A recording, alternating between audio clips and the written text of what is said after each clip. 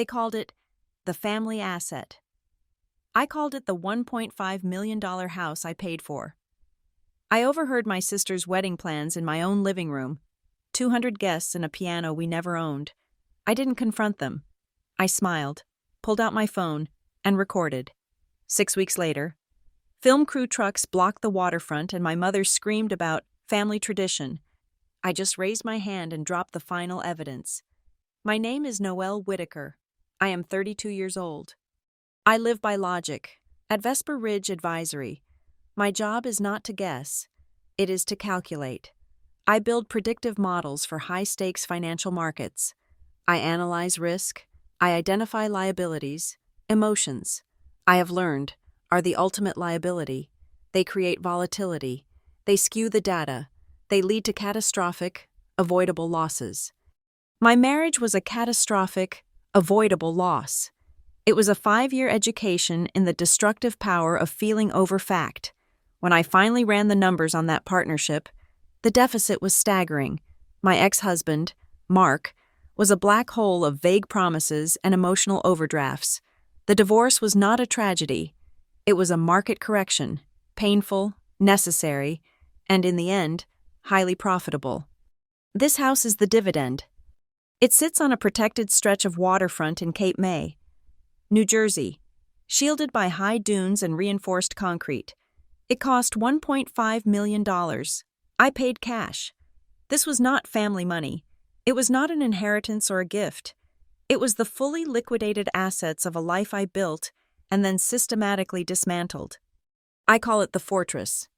It has 4,000 square feet of defensible space.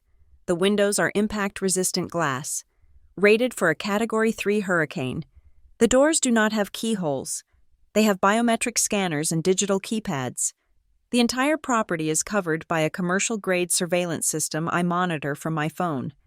I bought it 6 months after the divorce decree was finalized. It is the only place on earth where all the variables are under my control. My family, the Whitakers, operates on an entirely different ledger. It is a closed system built on obligation, implied debt, and social appearances. My mother, Marjorie, is the chief executive. Her currency is guilt. My father, Alan, is the silent partner, the comptroller. He absorbs the losses, audits the receipts, and never, ever challenges the board. And then there is my sister, Brielle. She is 25, beautiful, and perpetually subsidized. She is the company's prize asset, the one they are always attempting to leverage for a better social position. Our relationship is transactional. It is a facade maintained for holidays and strategic check-ins. We speak in polite surfaces, in codes I have long since cracked. How is work, Noelle? This translates to, are you still making enough money to remain useful to us? Brielle has the most wonderful news. This translates to, a significant and unplanned expense is forthcoming. We simply must all get together at your beach house soon. This translates to, we intend to use your property. For years, I played my part. I was the reliable elder daughter, the high-yield investment. I was the one who paid for the new roof on their aging colonial in Cherry Hill. I was the one who co-signed Brielle's first car lease, a BMW she could not afford. I was the one who funded Marjorie's disastrous foray into artisanal catering, a vanity project that evaporated $50,000 in 6 months. I was the dependable asset that always paid out. They were the non-performing debt that never matured. The divorce changed the terms of the agreement. When I signed that final sheaf of papers, I was not just ending a marriage. I was closing my account with the Bank of Whitaker. No more automatic withdrawals. No more covering their emotional or financial shortfalls. I had spent my 20s allowing my life to be decided for me. First by their expectations, then by Mark's. That was over. My 30s would be about ownership. This house was the first and most absolute declaration of that independence. Ownership is a clean concept. It is precise.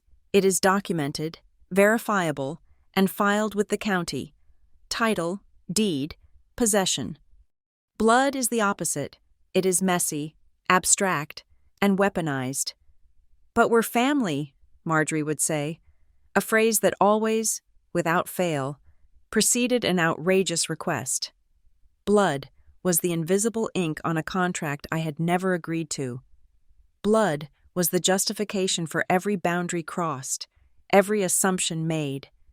"It's the perfect family asset," my mother had announced during her first and only invited visit, shortly after I closed.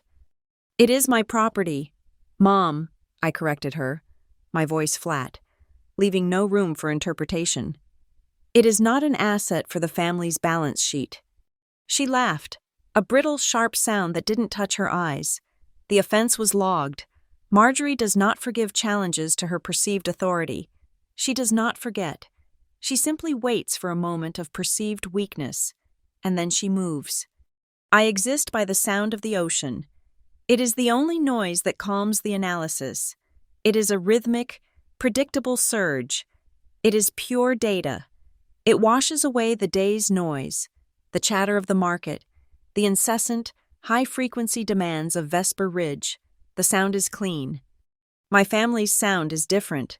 It is the sound of whispers, plans made in adjacent rooms, expectations murmured just loud enough to be overheard. Their communication is ambient, strategic. It is the sharp, insistent tap of my mother's fingernails on her phone as she texts, demands to her social circle.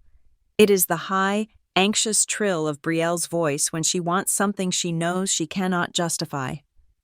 It is the rustle of paper as my father silently reconciles accounts, erasing himself from the conflict.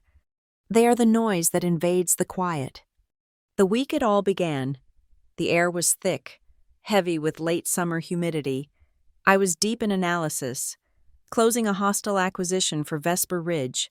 I was logging 90-hour weeks, the kind of sustained, cellular-level focus that leaves you blind to anything outside the spreadsheet. I was tired. I was scheduled to attend a mandatory corporate retreat in the Hamptons, but the deal was fragile. I pushed the trip. I decided to relocate, to work from the Cape May house instead. Better bandwidth, absolute security, and the sound of the surf.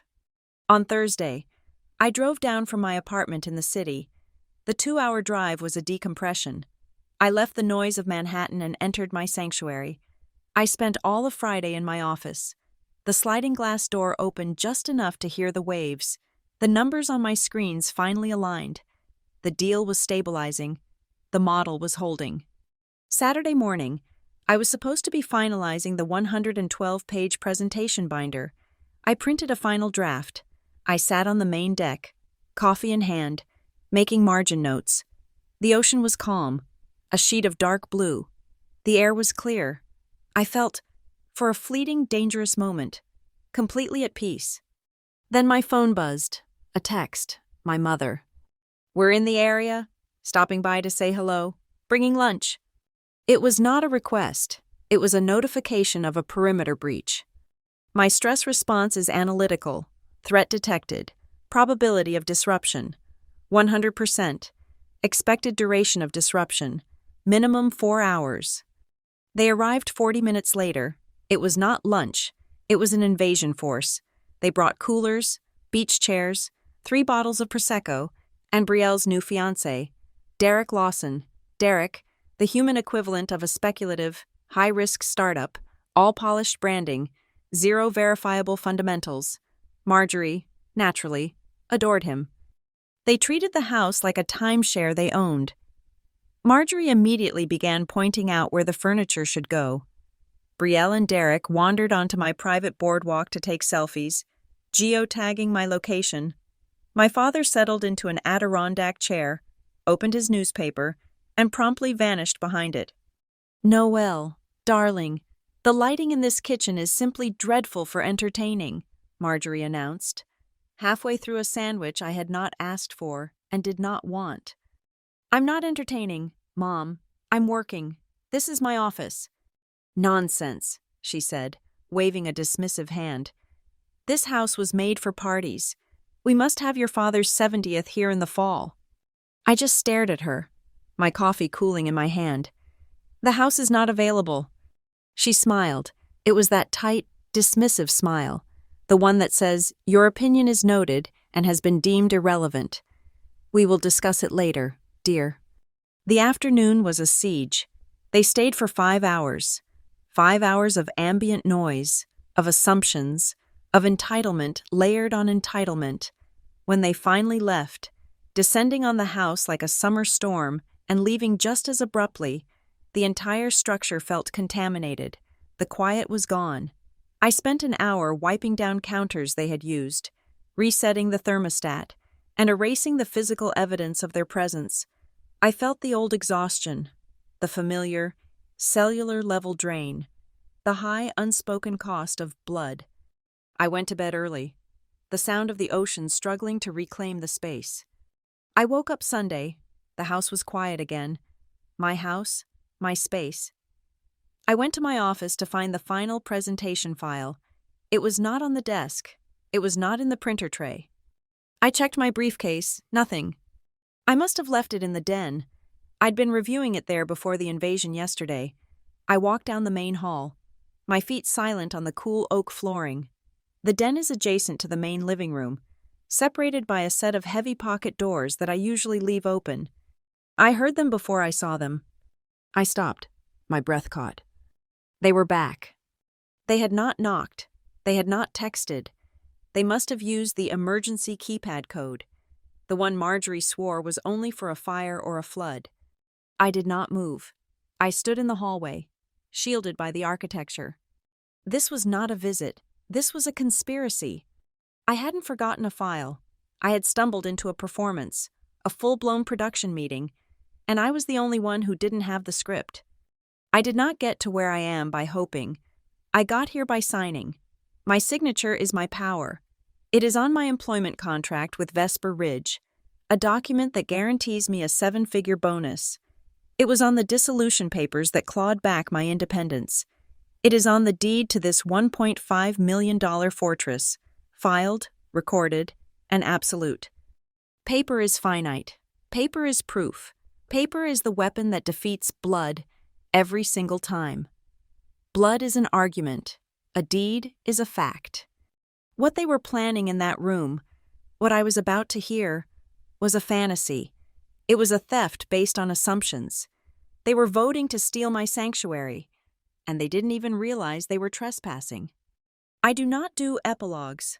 I do not believe in lingering resolutions or messy, drawn-out reconciliations.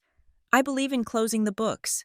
When an asset becomes toxic, you liquidate it, you cut the loss, you absorb the write-down, and you rebalance the portfolio. My family had finally irrevocably become a toxic asset. As I stood there, silent in the hall, I knew this wasn't going to be a simple no. A simple no was just an invitation for negotiation, for guilt, for another assault. This required a structured, documented legal response.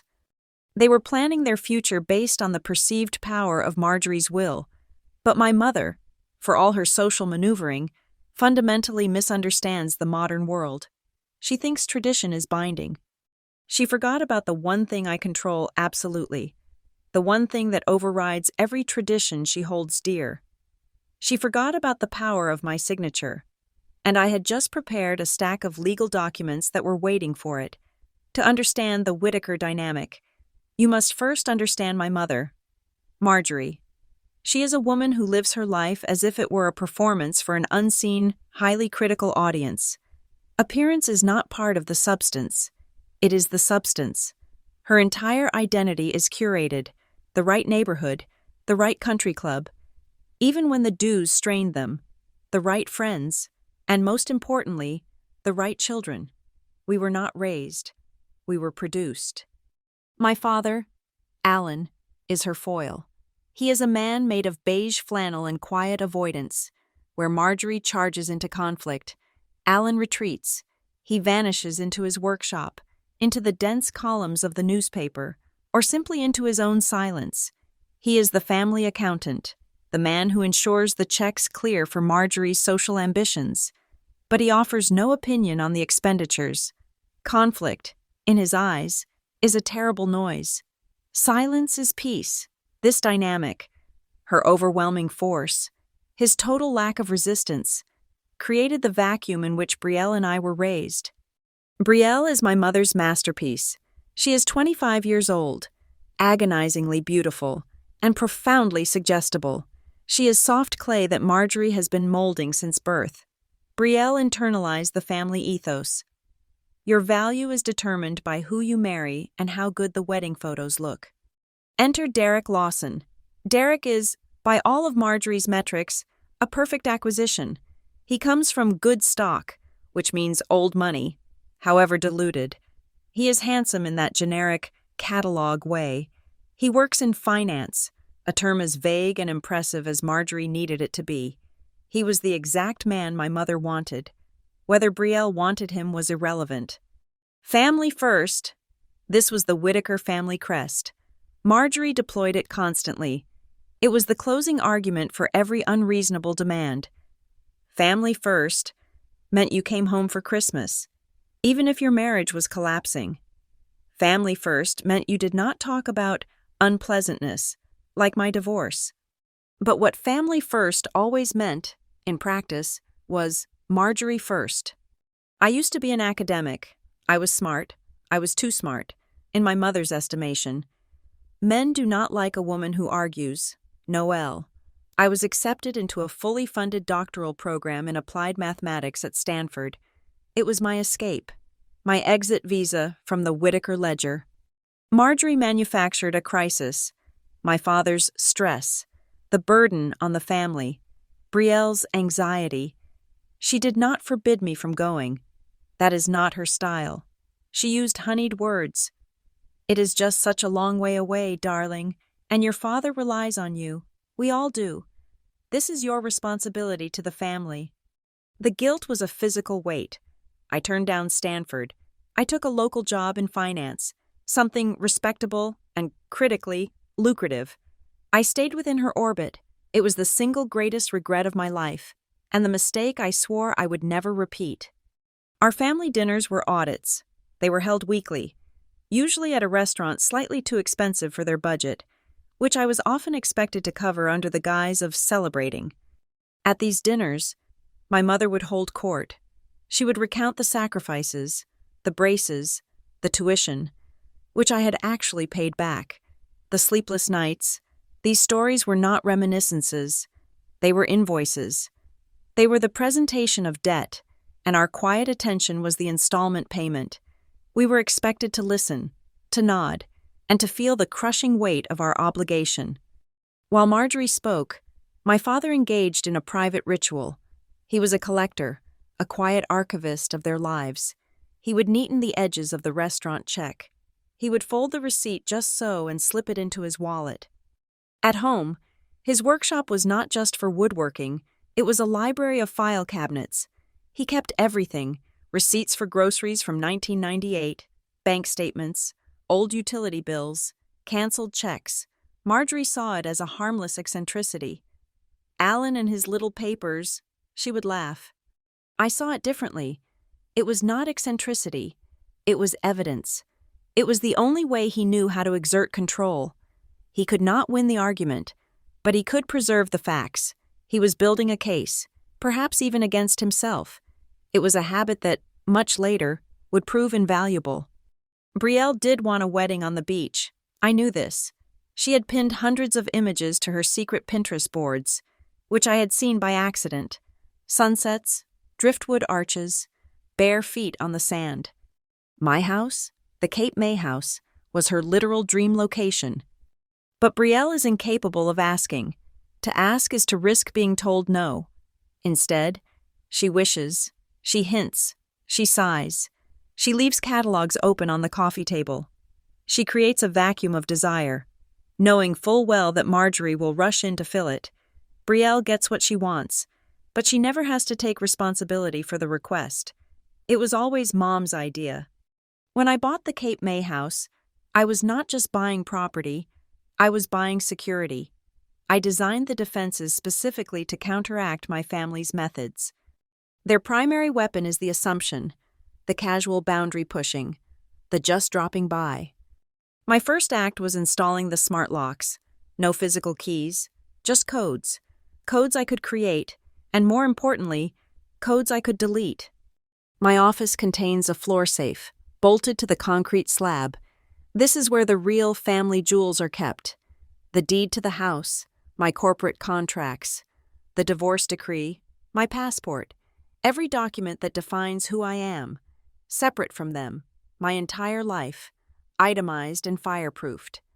Guilt is the invisible ink on the Whitaker family contract. As the eldest child, the responsible one, I was the primary signatory. I was born indebted for my birth, for my education, for the food I ate. This debt was unpayable. It had no principal amount and no maturity date. It just accrued compound interest in the form of my mother's expectations. My successes were not my own. They were payments against this imagined loan. My salary was just a resource to be tapped. My home, an asset to be leveraged. Marjorie is a master of the retroactive narrative edit. She rewrites history in real time. Noelle, do not be silly. You offered to pay for the new roof. You insisted. I had not. I had been presented with a bill and a sob story about a leak, and I paid it to stop the phone calls. You were always so generous with your money. You loved helping out. This is how generous became twisted. It was not a choice. It was a character trait she assigned to me, one that I was obligated to uphold, lest I be accused of being selfish or changing. My compliance was rebranded as my personality. I gave my mother one code to the smart lock. 1. For emergencies, Mom, a fire, a flood, a medical event. I knew, even as I gave it to her, that I was making a mistake. It was a concession to the old dynamic, a single point of vulnerability in an otherwise hardened system. Of course, darling, an emergency. I would never dream of using it otherwise, she had said, her eyes already scanning the living room, assessing the value of the furniture. That emergency code was the seed. It was the crack in the fortress wall. It was the implied permission she had been waiting for. My attempt at a boundary was, in her mind, an invitation. The day after they left the beach house, after the 5-hour siege, my phone buzzed. I was back in my city apartment, attempting to scrub the weekend's events from my mind, trying to focus on the Vesper Ridge deal. It was Marjorie, a text message. Darling, we must all go to dinner this Friday. 7:30, the Rittenhouse Grill. We have the most wonderful, exciting news to discuss as a family. Dress nicely. It's a big celebration. The Rittenhouse Grill, old money, dark wood, enormous checks. News? Celebration? The trap was being set. This was not a discussion. This was an announcement. She was taking the campaign public. She was moving her troops into position in a fancy restaurant where I could not possibly make a scene. I typed back one word. Fine. I closed the phone. I opened my laptop. I pulled up the schematics for the Cape May House security system. Then I opened a new browser tab and began searching for high-fidelity audio recording devices. That text message about the Rittenhouse Grill dinner was a summons. It was the formal invitation to my own execution. I knew, with the certainty of a market projection, that Friday's wonderful news was the public announcement of my house's appropriation. Marjorie was moving the asset from my private portfolio to the public social one. I needed to go back. It was Tuesday. The Vesper Ridge deal was still breathing down my neck, but the binder I had been annotating, the physical 112-page book, was still on the coffee table in the den. I had left it there when my family invaded on Saturday. I needed it. That, at least, was the logical justification for the 2-hour drive back to Cape May on a weekday afternoon. The drive down was different. The fortress no longer felt like a sanctuary. It felt like a target. I felt the low hum of anxiety, an emotion I despise. It is inefficient. It is noise in the data. I turned onto my street just before 1 p.m. The ocean was a flat, slate gray. The air was still, and my mother's white Lexus SUV was in my driveway. Brielle's convertible was parked behind it. My first thought was not anger. It was a cold, sharp calculation. Today was Tuesday. The dinner was Friday. This was an unscheduled, unauthorized entry. My phone showed no alerts, no texts. I checked the security log. Marjorie, emergency code, 12:41 p.m. An emergency, a fire, a flood, a medical event. I parked my car down the street, out of sight. I did not walk up the driveway.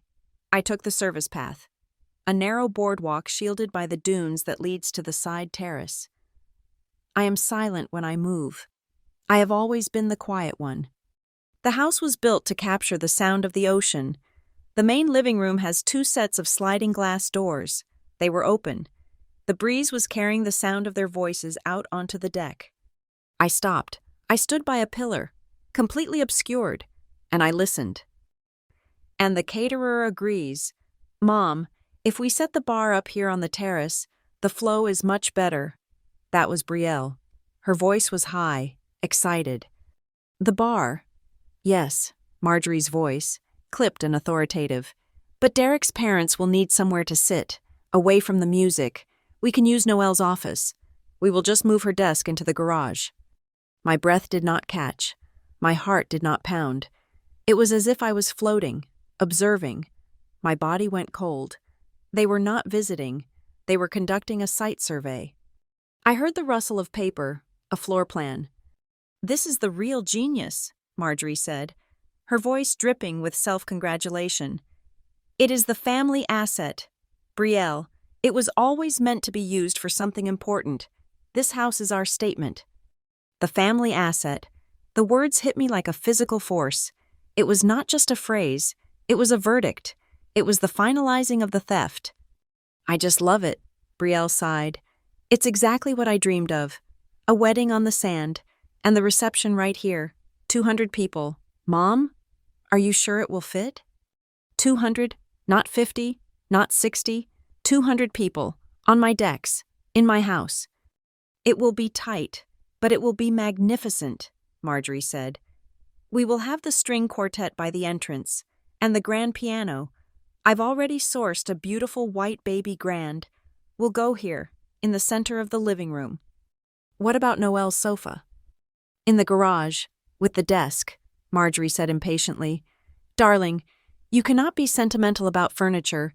This is about the line, the photographs. Then came the moment that changed everything.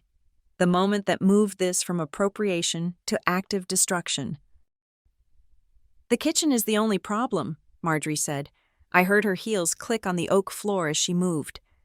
This wall, the one between the kitchen and the den, it blocks the view of the sunset. It ruins the photo line for the head table. Brielle murmured agreement. It does make it dark.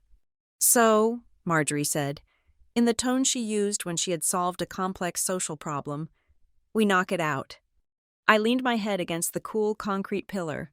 Did I hear that correctly? Knock it out? Brielle's voice was a whisper. Mom, we cannot. It is just drywall. Brielle, we get a contractor in, 2 days. They take it out. They mud the seams. It creates a magnificent great room, a perfect, clean shot from the deck right through to the front. It is the only way. I have already booked a consultation for next week. They were planning demolition. They were planning to take a sledgehammer to the structural integrity of my $1.5 million house. And in that entire conversation, that entire 10-minute strategic dissection of my life, not once did either of them use the words, ask Noelle. Not once did they say, I wonder if she will agree. It was done, in their minds. The title had already been transferred. I had my key in my hand. I had been about to put it in the side door. My fingers slowly closed around the cold metal. I did not move. I did not breathe. If I confronted them now, what would happen? I ran the simulation. I would burst in. They would be shocked. Marjorie would immediately pivot. Noelle, you startled us. What are you doing to my house? Darling, we were just planning. We were going to tell you on Friday. It is a surprise. You are knocking down a wall. Do not be so dramatic. It was just an idea. You are overreacting. Why are you so selfish? This is for your sister. Brielle would cry. Marjorie would accuse. I would be the villain. The angry, ungenerous, hysterical older sister. It would be my word against theirs. a misunderstanding, a simple, excited planning session that I had twisted into something ugly. I am a data analyst. I do not act without data. I backed away. I moved as silently as I had arrived. I walked down the service path, got into my car, and drove away. My binder, my presentation, was still on the coffee table, right next to their floor plans. It did not matter. I drove to a small coffee shop in town. I ordered a large black coffee. I sat at a small table in the back corner. I did not drink the coffee. I just stared at the dark liquid. I sat there for 2 hours. My mind was not chaotic. It was focused. It was a machine running risk models. Liability. Identified. Marjorie Whittaker. Brielle Whittaker. Nature of threat. Unauthorized use, appropriation, and willful destruction of a primary asset. Associated risk. Total financial loss. Total loss of security. Gaslighting probability. 100%. I could not win this with an argument. I could not win with emotion. I could not win by appealing to family or fairness. Those were their weapons. I had to win this with my weapons: logic, documentation, and undeniable, empirical proof. I left the coffee shop. I drove back to the house. The driveway was empty.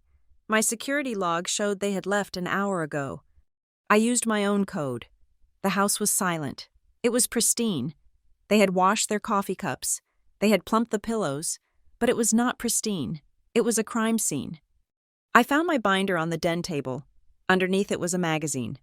Modern Bride, open to a page featuring sunset receptions. I walked through the house. I stood where they stood. I saw the piano. I saw the bar. I looked at the kitchen wall. I ran my hand over the cool, smooth drywall. They were going to take a hammer to it. That night, I did not sleep. I went online.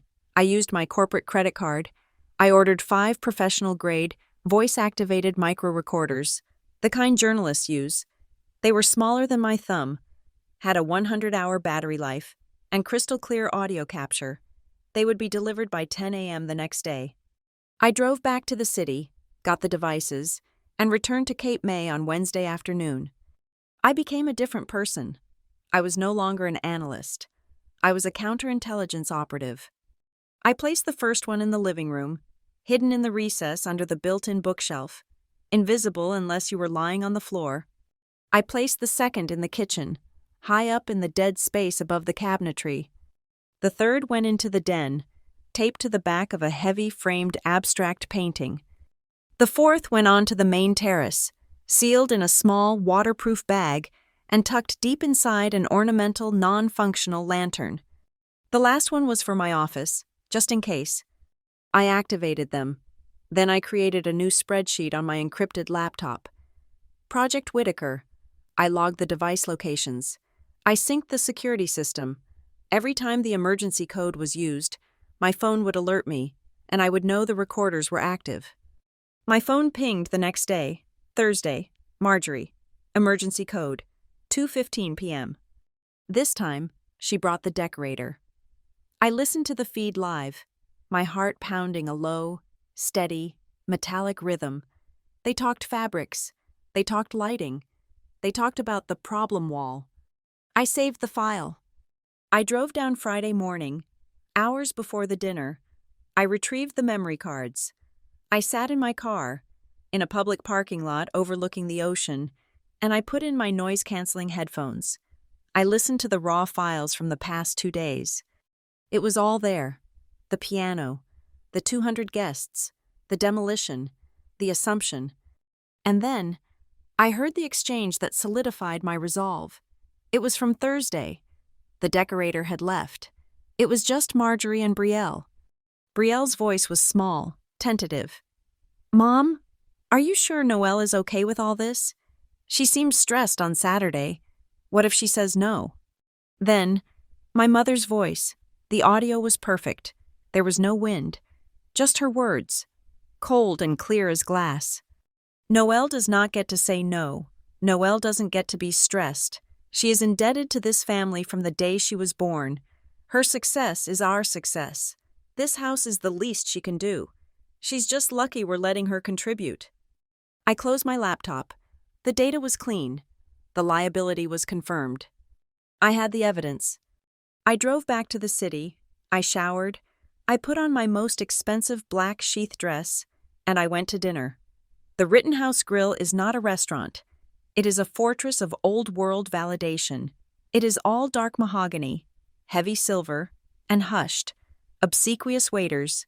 The air is thick with the smell of old money and mutual, unspoken agreements. It is, in short, my mother's natural habitat. This was her chosen battlefield. I arrived at exactly 7:30. I was wearing the black sheath dress, a single string of pearls, armor. I felt nothing. The audio file of my mother describing me as indebted was playing on a silent loop in my head. They were already seated at the best table in the center of the room. Marjorie, radiant in cobalt blue. Alan, my father, already halfway invisible in his gray suit. Brielle, glowing, her hand draped conspicuously on the tablecloth so the engagement ring would catch the light, and Derek, smug, already sipping a scotch. But they were not alone. Marjorie had brought her audience. Noelle. "Darling," she trilled, loud enough for the adjacent tables to hear. "You remember the Hendersons, of course, and the DuPonts." My smile was a precise, calculated muscular arrangement.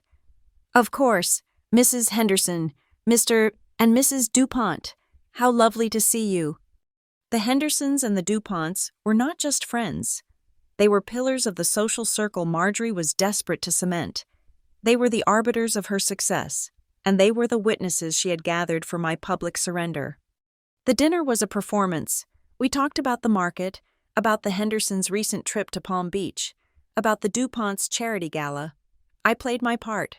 I was the polite, successful, and slightly boring elder daughter. I asked the right questions. I laughed at the right, muted intervals.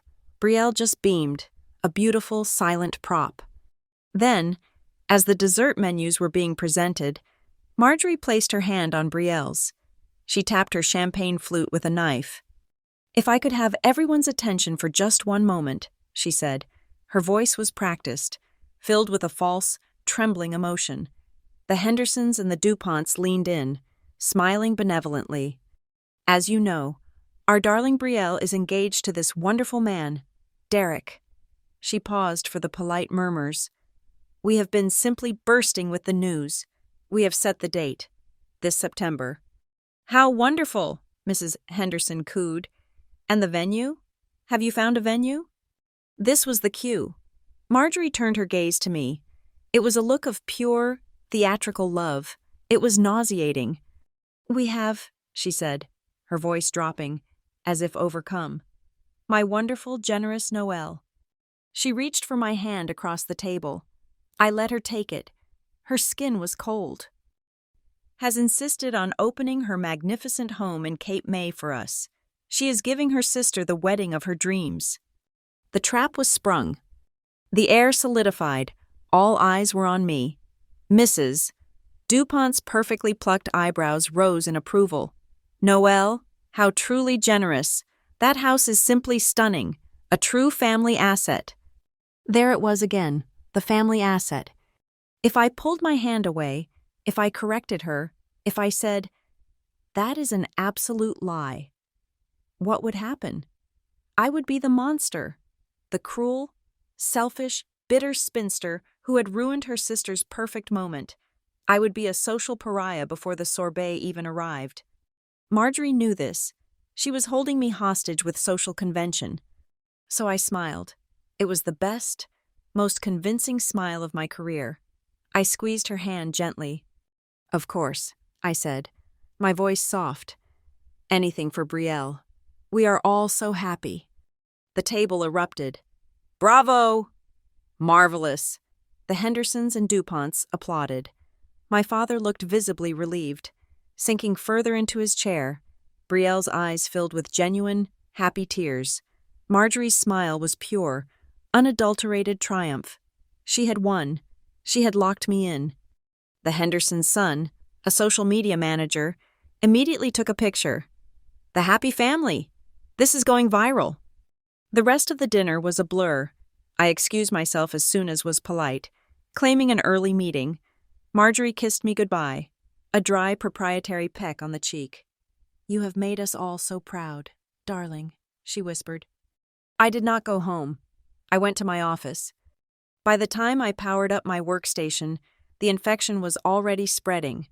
Brielle had posted the photo from the restaurant, celebrating my dream wedding with my fiancé and my amazing, generous sister Noelle, who is giving us her beach house for the big day. Family asset Cape May wedding blessed. The comments were a flood of congratulations and praise for my selflessness. The next morning, the emails began. They did not come from Marjorie. They came directly to my Vesper Ridge inbox. She had given my professional email address to every vendor in New Jersey. The first was from Elite Catering. Subject: Whitaker/Lawson Wedding. Deposit invoice. Dear Ms. Whitaker, per your mother, Marjorie's final selections, please find attached the invoice for the 200 guest tasting menu. We are so looking forward to serving you at your beautiful property. Attached was a non-refundable deposit request for $25,000. The second was from White Glove Rentals.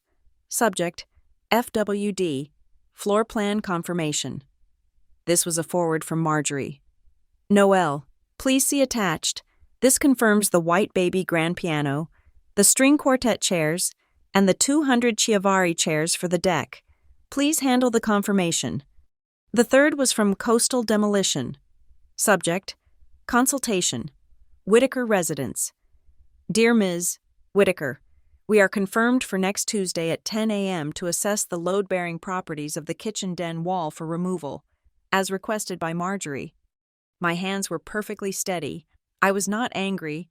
I was impressed. The audacity was orchestral in its scope. She had not just implicated me.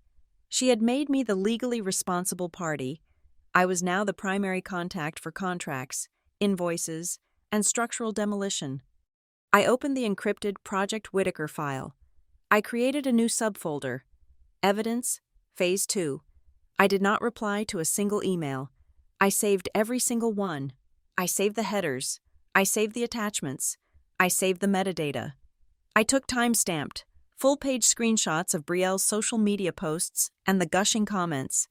I backed the entire folder up to an offline solid-state drive, which I then locked in my office safe. Then, the final piece arrived, an email from Marjorie herself. Subject: Urgent, wedding layout. Noelle, attached is the finalized staging map from the wedding planner. This is not optional. We need you to move all your personal furniture from the main floor and your office into the garage by next Friday. The painters are arriving that afternoon to touch up the walls, and the rental deliveries begin the following Monday. We are on a very tight schedule. Do not delay this. The attachment was a crudely drawn PDF. My office was labeled Bridal Suite. My den was coat check. The entire main floor was a grid of tables, and there, a thick red line Biscalini aiding the kitchen, labeled Wall to be removed. This was it. This was the whole case.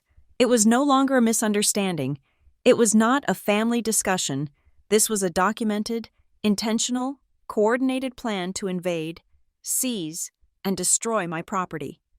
I looked at the layout map, then at the email from the demolition company. I looked at the $25,000 invoice addressed to me. While I was building my fortress, Marjorie had been building her army. The entire operation had one flaw. It was all predicated on a single, false assumption, that I was still the person they had raised, that I was the girl who had given up Stanford, that I would absorb any cost to avoid a public scene. I looked at my calendar. I was supposed to be in Chicago for Vesper Ridge. I canceled the trip. I picked up my phone. I did not call my mother. I did not call the demolition company. I Googled Best Real Estate Litigators, Philadelphia. The next afternoon, I was sitting in a steel and glass conference room 20 floors above the city, facing Avery Cole. Avery was not what I expected.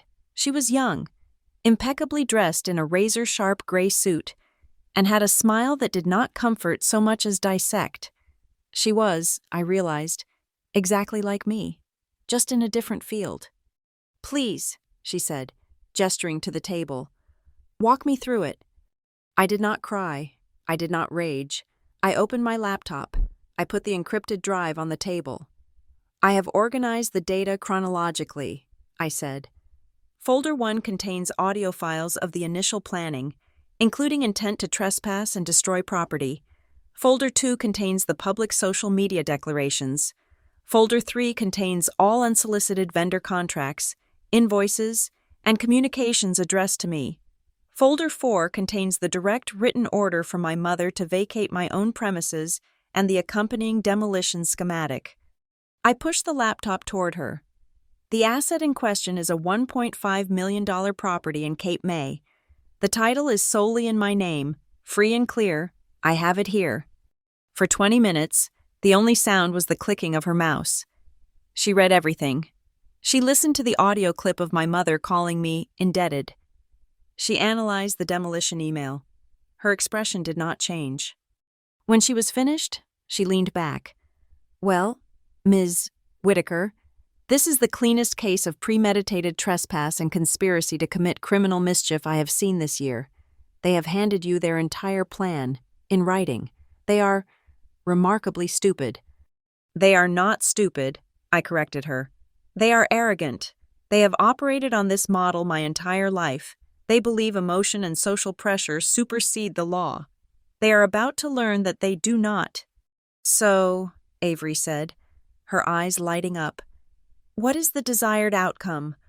A cease and desist? We can have them served by tomorrow. We can file for a restraining order." I shook my head. "No, a cease and desist is a warning. They will pivot.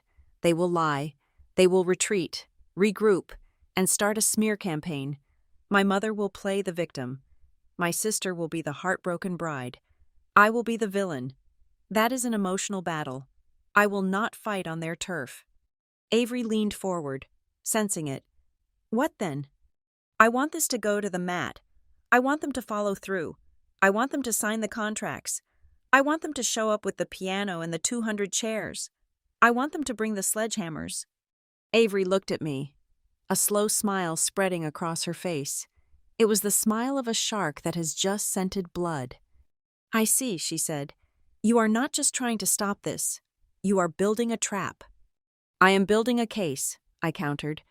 "I have the intent. I have the conspiracy. Now I need the act." "That is a high-risk, high-reward strategy.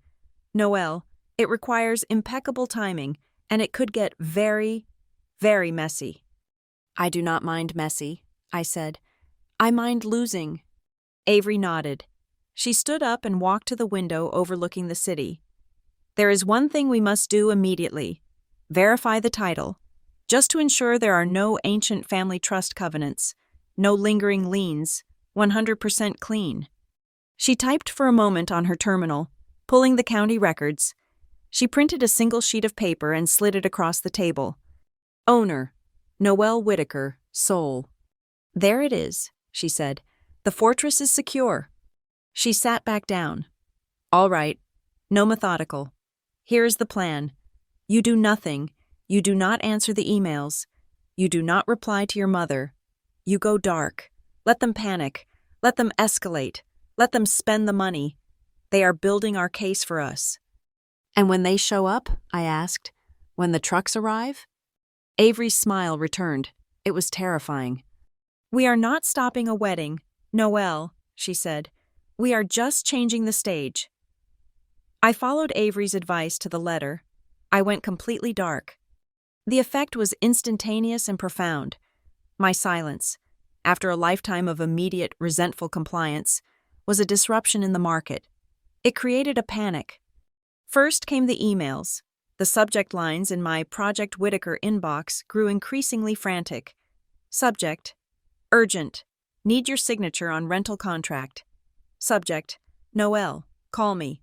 The caterer needs the deposit. Subject: demolition consultation. Where are you? Then came the texts, a rapid-fire barrage from Marjorie. Noelle, this is not funny. The demolition team is booked for Tuesday. You need to wire the $25,000 to the caterer. I gave them your word. Do you understand how much work this is? You are being incredibly selfish and disrespectful. If you do not move your furniture by this Friday, I am hiring movers and sending you the bill. Answer your phone." Then, the voicemails. They were a symphony of escalating hysteria. Brielle's high, watery anxiety. "Noelle, please call Mom back. She is so stressed. We are all just trying to make this perfect. Why are you doing this?" And Marjorie's, the honeyed tone was gone. It was replaced by the sharp, acidic voice of a CEO whose orders were being ignored. "Noelle, I do not know what kind of childish game you are playing, but it ends. Now. This wedding is happening. You will not ruin this for your sister. I will not let you." I did not answer. I did not reply. I sat in my city apartment, listening to the voicemails on speakerphone, my laptop open. I saved each message as an MP3. I dragged the file into the Evidence Phase 3 folder. I was no longer a participant. I was an archivist. While they were screaming into the void, Avery and I were mobilizing. Our first stop was not the city. It was the Homeowners Association for the Cape May property. I was a member in good standing. Avery, acting as my counsel, requisitioned the full articles of incorporation, the bylaws, and the governing covenants, conditions, and restrictions. It was a 180-page document, bound in a cheap blue cover. I read it, and I understood why my neighbors were so quiet. Section 12, Subsection 4, Events and Gatherings. The language was absolute. No gathering in excess of 60 persons shall be permitted on any property, for any reason, without express written application and approval from the board, submitted no less than 90 days prior to the event. Section 14, Noise and Nuisance. All outdoor music, amplified or otherwise, must cease at 10 p.m. sharp. Any activity deemed a nuisance by 2 or more neighbors will result in an immediate $500 fine. Section 17, Commercial Activity. No property shall be used to conduct commercial activity of any kind. The wedding, as planned, did not just violate one rule, it violated the entire code. It was a contractual impossibility. "This is our foundation," Avery said, tapping the document. "This is the law of the land, and your mother is planning to break it in about 20 different ways." "She does not care about rules," I said. "She cares about appearances." "Exactly," Avery smiled. "Which is why we are going to use the rules to destroy her appearances." The next step was Avery's letter. It was a masterpiece of legal ambiguity. It was sent via certified mail to my mother's home. It was not a cease and desist. It was a prophylactic reminder. "Dear Mrs. Whitaker," it read, "it has come to our attention, as legal counsel for the property owner, Noelle Whitaker, that informal discussions regarding a potential large-scale gathering at the Cape May residence may be underway. We wish to prophylactically remind all associated parties that the property is strictly governed by the attached HOA bylaws. We draw your particular attention to Section 12, Subsection 4, regarding mass gatherings, and Section 19, regarding unauthorized structural alterations. The owner intends to enforce these bylaws to their fullest extent. We trust this clarifies the matter." My mother called me 30 seconds after she signed for it. I let it go to voicemail. The message was incandescent with rage. "Noelle, how dare you?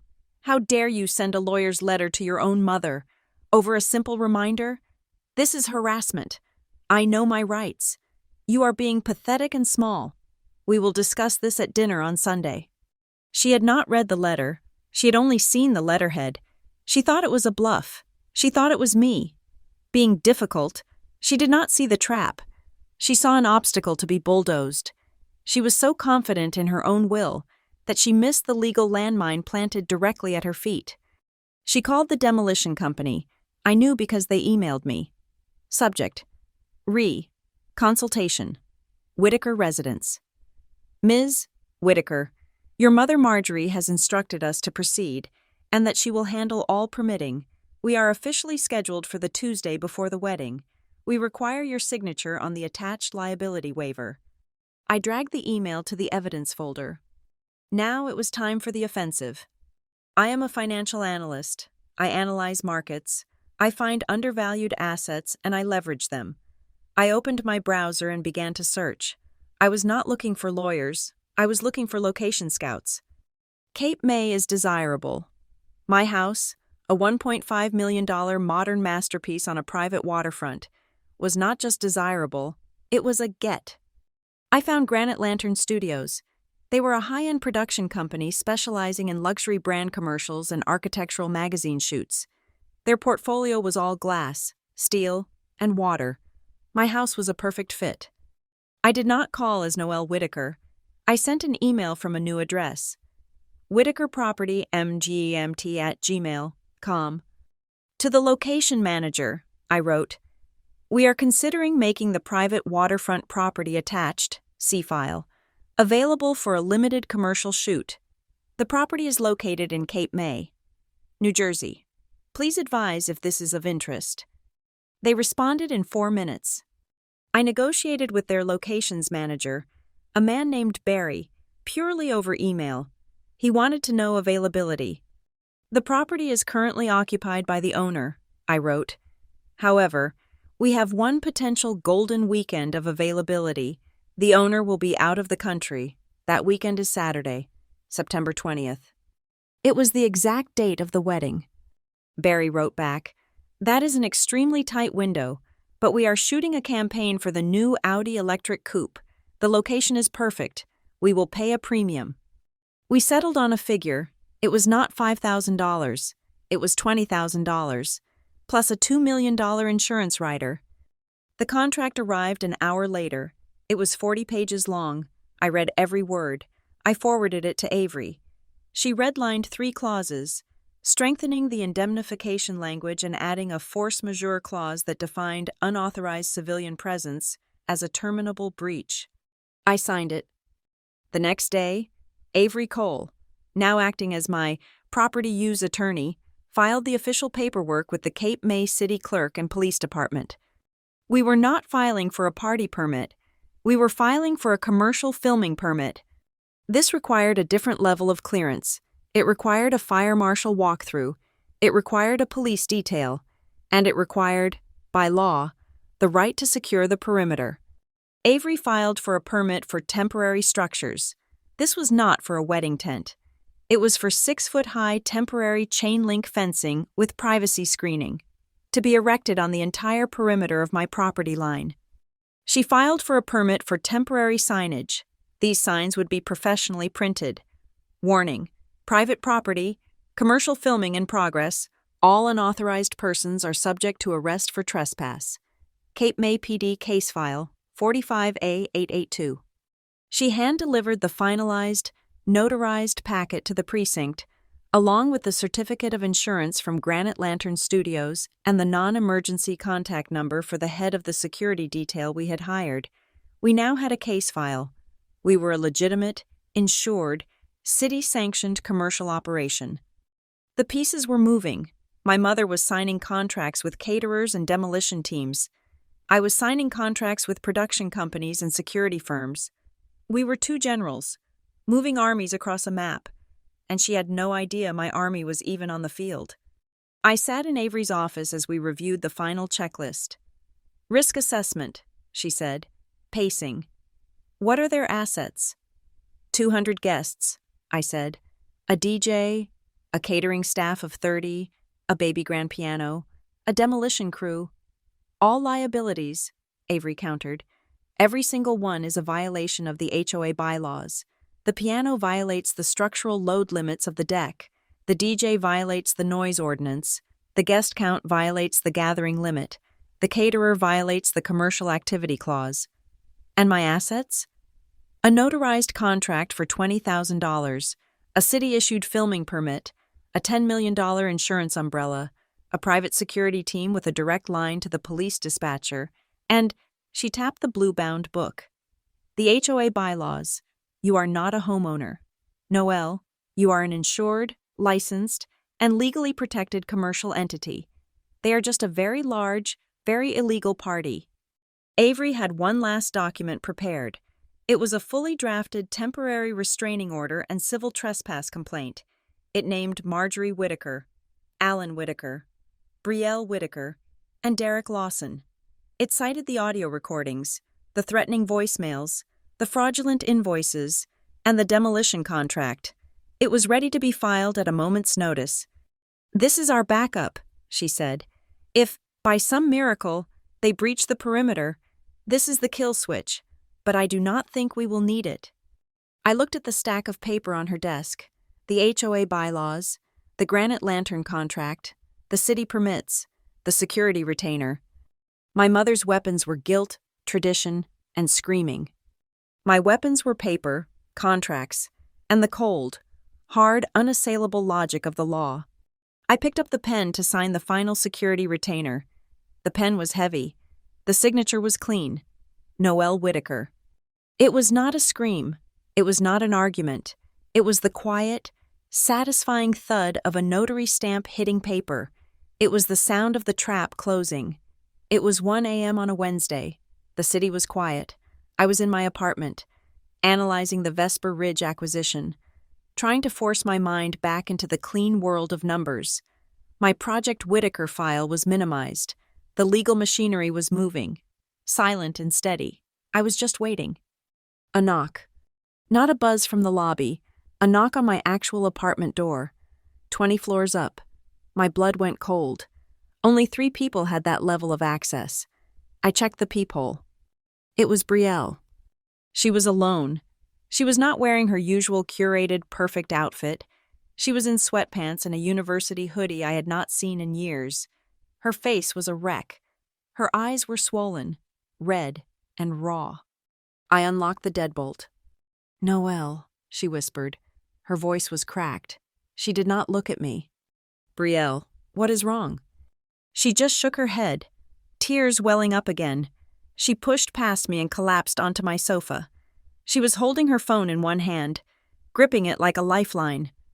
I closed the door. I did not say anything. I just went to the kitchen and put the kettle on. I came back and sat in the chair opposite her. She stared at the dark television screen for a long time. "I cannot do it," she finally said. So quiet I almost missed it. "Cannot do what?" I asked, keeping my voice neutral. "The wedding, Mom, Derek, any of it. I cannot. I do not think I want to marry him." The admission hung in the air. This was a critical deviation in the data. My models were all built on the assumption that Brielle was a willing participant. "What happened?" "It is just all of it," she said, the words spilling out in a rush. "It is not mine. Nothing is mine." The kettle whistled. I made 2 cups of chamomile tea, set one in front of her. She wrapped her cold hands around the mug. "Mom picked the dress," Brielle said, her voice hollow. "I thought you loved that dress." "I loved the one I wanted. At the first shop, it was simple. Lace. Derek said it was understated. Mom said it looked common. So they found this other one. It is enormous. It has thousands of crystals. It is a $9,000 dress. Noelle. And I hate it. I look like a chandelier." She was sobbing now, quiet, gasping breaths. "She picked the guests. I do not know half of them. They are her club friends. She picked the food. She picked the music. She even picked the time, 4 p.m., because the sunset light at your house is best for the photos then." She looked up at me, her face desperate. "I am just an actress. Noelle, I am the lead in a play she wrote, and I do not even like the script." This was it. This was the moment. I could tell her. I could say, "Do not worry. It is not happening. I have hired a film crew, a security team, and the entire event is a legal impossibility." I looked at her, at this complete, broken-down version of my sister. She was not a co-conspirator. She was a victim. She was the project Marjorie had been working on her whole life, and the project was collapsing. If I told her my plan, what would she do? She would be terrified. She would run to Mom, try to fix it, try to mediate. The surprise, the clean, decisive stop I had planned, would be ruined. It would dissolve into another messy, screaming Whittaker family fight. And a smaller, colder part of me admitted, I was afraid it would hurt her. The humiliation I had planned was for Marjorie. Brielle would just be collateral damage. So I kept my weapon holstered. I did not reveal the film crew. "This is your wedding, Brielle," I said, my voice softer than I intended. "It is your life." "Is it?" she shot back, a flash of anger. "Or is it just the payment? For everything, for being the pretty one, for not being smart like you." The guilt hit me then, a sharp, unexpected spike. Here I was, building a legal fortress, while she was trapped inside the very thing I had escaped. I had been so focused on protecting my property, I had forgotten she was property too. I let the feeling come. I analyzed it. It was regret for past inaction. I filed it. Then I let it go. Guilt was a luxury. Action was a necessity. "This is not just about Mom," she said, wiping her nose. "It is Derek." "What about him?" He gave me the prenup." This was new. "Okay, that is standard for his family, I assume." "I thought so. I was fine with it. But I read it." She laughed. A bitter, wet sound. "I know. Me. Reading a legal document. But I did. And it is weird. Noelle, it is not just about money if we divorce." She was scrolling frantically on her phone. "It is about behavior. There are clauses. Public deportment. Social media representation. There is a penalty clause. If I bring disrepute to the Lawson name, my allowance stops." I went cold. "An allowance?" "He is not putting me on any of his accounts," she whispered. "He is giving me a monthly household and personal allowance, like a child, or an employee." This was not a marriage. It was an acquisition. Derek was Marjorie's proxy. "And there is more," she said, her voice dropping. "He is so stupid. He forwarded the draft from his lawyer, but he did not just forward the attachment. He forwarded the whole email chain.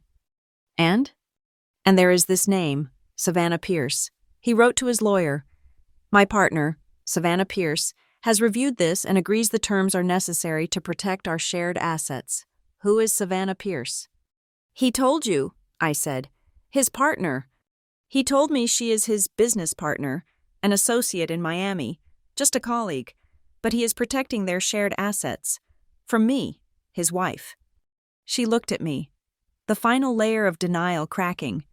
"He is not marrying me, is he? He is hiring me." She had figured it out.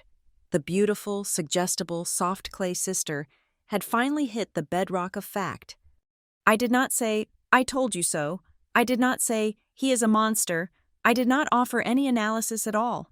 She did not need my logic. She needed her own. "Forget him," I said. "Forget Mom. Forget the house. Forget the 200 guests." I went to my desk and got a pad of paper, a yellow legal pad, and my favorite pen. "What do you want, Brielle? Not what you do not want. What do you want?"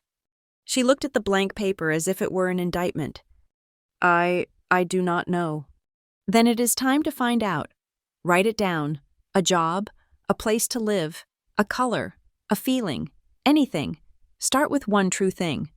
She took the pen. She stared at the page. We sat in silence. The only sound was the hum of the city and the occasional sniffle. We just drank our tea. For the first time, we were not the smart one and the pretty one. We were just two sisters, sitting on the same side of the wreckage. After an hour, she had written 3 things: sunsets, a dog, to learn how to bake. It was a start. She fell asleep on my sofa around 3 a.m. I covered her with a blanket. I looked at the legal pad. It was the most honest document our family had ever produced. She left at 6 a.m., before the sun came up, while I was making coffee. She looked embarrassed, hung over from the emotion. "Thank you, Noelle." "Anytime, B." "I still do not know what to do." "You know what to do," I said. "You just have not decided to do it yet, but you will." "I cannot," she whispered, her hand on the doorknob. "Mom, the deposits, it would kill her." "It is not your job to manage her feelings. It never was." She just shook her head. Unable to take that final step, she hugged me, tight, and then she was gone. I turned back to the sofa. She had left a mess of tissues, and something else. A piece of paper had fallen out of her hoodie pocket. It was the invoice, Bella Bridal Boutique, for one custom couture crystal gown. The total, with rush alterations, $9,200. Paid in full. Card holder, Marjorie Whittaker. But that was not the interesting part. The interesting part was the ship to address. It was not Mom's house. It was not Derek's apartment. She was having the dress shipped to my house, to the Cape May house. I took a photo of the invoice, another piece of paper for the file, another nail. I felt a strange, cold calm. The moral ambiguity of my plan was fading. This was no longer just about property. It was a rescue mission. Brielle was trapped. She did not have the strength to leave, so I would have to make them leave her. My promise was real. If you want out, I will open the door. The film crew, I realized, was not just a legal shield. It was the door. My phone buzzed. A text message. It was not Brielle. It was Mom. I had not heard from her directly since the lawyer's letter. She had been communicating at me, through vendors and voicemails. The tone of this text was shockingly bright. Darling, I know you have been busy with that Vesper Ridge deal. We miss you. Just wanted to let you know. The Cape May local paper is doing a wonderful feature on the wedding and on the house. We gave them a lovely interview. It is all about the Whittaker family legacy and how wonderful it is to pass down traditions. It should be out this weekend. Just wanted to share the good news. My blood ran cold. A newspaper. She had not just lied to her friends. She had not just lied to the vendors. She was publishing the lie. She was creating a public record of her ownership claim. I opened my laptop. I knew the editor of the Cape May Chronicle from a local business luncheon. I sent him a polite email. Whittaker feature. Hi, Charles. I hear my mother spoke to you about my property. As the sole owner, I would love to see the draft for a simple fact check before it goes to print. Just want to ensure all the architectural details are correct. Best, Noel. He replied in 10 minutes. Of course, Noel. Happy to. We are so thrilled to feature the Whittaker family home. It is a beautiful story. The draft was attached. I read it. It was a masterpiece of fiction. It quoted my mother extensively. We built this house as a family legacy, a place for our children and grandchildren. Noel has been a wonderful steward, but it has always been the family asset. We are so thrilled to host Brielle's wedding here, as the first of many generational celebrations. I stopped reading. This was not just a social lie anymore. This was libel. This was a fraudulent, public claim against a $1.5 million asset. I saved the PDF. I saved the email from the editor. I added them to the file, under a new subfolder, defamation.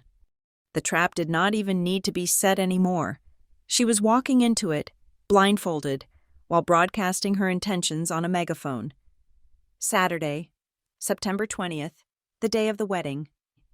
I was not at the house. I was in a small, second-floor coffee shop with tinted windows, a quarter-mile down the road. It had a perfect, unobstructed view of the entrance to my street. I had been there since 5 a.m. I had a lukewarm coffee in my hand and my phone, set to silent, on the table. Avery was on standby. The private security team, 6 of them, had been on site since 4 a.m., parked in an unmarked van. At 5:55 a.m., the sun was just beginning to burn the mist off the water. The street was silent. At 6 a.m. on the dot, the convoy arrived. It was not a small operation. 2 massive Granite Lantern Studios production trucks, a generator truck, and 3 equipment vans.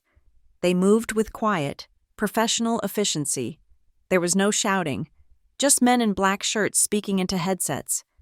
The first thing they did was unload the fencing. Within 30 minutes, a 6-foot-high temporary chain-link fence, complete with black privacy screening, encircled the entire perimeter of my property line, right down to the legal title mark on the beach. It was a stark, black wall. The second thing they did was hang the signs. They were large, plastic, and professionally printed. Warning: private property, commercial filming in progress, no trespassing. All unauthorized persons are subject to arrest per Cape May PD case file 45A882. At 7:30 a.m., the head of the security detail, a calm man named Harris, walked the perimeter. He posted 2 guards at the newly created single-entry checkpoint. My fortress was now physically, as well as legally, secure. At 8 a.m., the Audi coupe arrived on a flatbed. It was covered in a black silk sheet. The film crew began to assemble their massive light rigs on the lawn. I just watched. I drank my coffee. At 8:45 a.m., the first of Marjorie's army arrived. A floral van. The driver, a man in a polo shirt, pulled up to the fence, looked at the sign, and got out of his van, clipboard in hand. I could see him talking to the guard. Harris. Harris just shook his head and pointed to the sign. The driver grew agitated. He pointed toward my house. Harris stood, immovable, arms crossed. The van was forced to park down the street, blocking a driveway. At 8:55 a.m., the catering trucks arrived. 2 of them. They were massive. They could not even turn onto the street, which was now partially blocked by the floral van. The head caterer got out, screaming into his phone. At 9 a.m., the DJ, then the truck from White Glove Rentals. It was carrying the 200 Chiavari chairs, the string quartet setup, and, I saw with a grim fascination, the white baby grand piano. The street was now in chaos. It was a complete bottleneck. Truck drivers were laying on their horns. Vendors were standing in the street, all yelling at Harris and his guard, who were calmly checking their clipboards and shaking their heads. "You are not on the access list. This is a closed film set." I saw one of them hold up a piece of paper, Avery's packet, the insurance rider, the city permit, a wall of paper. This was the moment. At 9:10 a.m., my mother's white Lexus turned the corner. It was followed by a white limousine. The Lexus skidded to a halt. Marjorie got out. She was wearing a custom-made white silk suit, a fascinator perched in her perfectly highlighted hair. She looked like a general, ready to inspect her troops. Her face, even from a quarter-mile away, was a mask of confusion and mounting rage. She strode toward Harris. The limousine door opened. Brielle emerged. She was in the dress, the $9,000 crystal-encrusted gown. It was enormous. In the harsh morning light, she looked like a snow queen, pale and terrified. My father got out after her, looking sick. Marjorie began to scream. I could not hear the words, but I could see the motion. Her arms were waving. She was stabbing her finger at Harris's chest. She was pointing at the house, her house, the family asset. Harris did not move. He was a rock. I saw him calmly point to one of the signs. Then I saw him point to the HOA bylaws, which he was holding in his hand.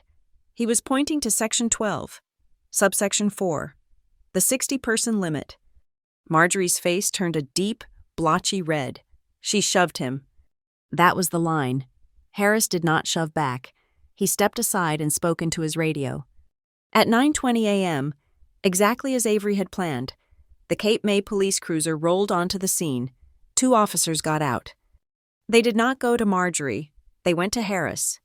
Harris handed them his clipboard, the permits, the case file number, the insurance, the notarized contract from Granite Lantern Studios. One officer reviewed the packet. The other officer walked over to my mother. Marjorie. Marjorie launched into her performance. I could see the gestures. This is my daughter's wedding. This is my house, family, tradition.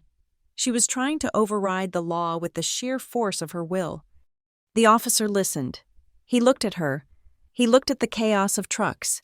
He looked at the legal permit in his partner's hand. He shook his head. He spoke to her. His body language was calm, but final. He was explaining the law. He was explaining that she was the one causing the disturbance, that she had no permit, that the film crew did, that this was a civil matter, and that if she did not lower her voice and move her vehicle, she would be cited for disturbing the peace. Marjorie looked, for the first time in her life, completely and utterly powerless. And then I saw the groom. Derek had gotten out of the front seat of the limousine. He had been on his phone the entire time, standing near the curb, well away from the confrontation. He was not looking at his crying bride. He was not defending his future mother-in-law. He was watching the police officer shake his head. He was watching the vendors, who were now swarming Marjorie, their own clipboards out, demanding payment, demanding to know what was going on. He was, I knew, running the numbers. He was assessing the liability. This was not the seamless merger into a wealthy family asset he had been promised. This was a public relations disaster. This was a financial black hole. He clicked his phone off. He said something to the limo driver.